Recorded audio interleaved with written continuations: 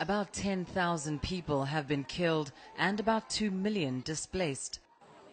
South Sudan has been torn apart by a civil war that has pitted President Salva Kiir's Dinka forces against Nuer civilians reportedly loyal to former Vice President Riek Machar. The civil unrest has attracted much concern from the United Nations. I knew the challenges awaiting me as head of the UN peacekeeping mission would be daunting.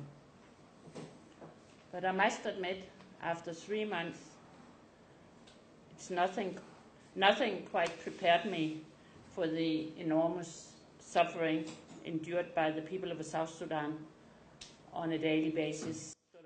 The UN is calling for the conflict to stop immediately. A legacy of impunity for serious human rights violations in the past has contributed to the current crisis. This legacy must stop, and stop now.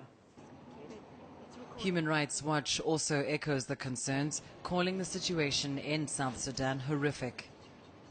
Civilians would run to churches and be attacked in churches. Their hospitals were attacked. UN bases, where there are still to this day 100,000 civilians sheltering because they're too afraid to go home, because they're afraid that they will be targeted, often because of their ethnicity.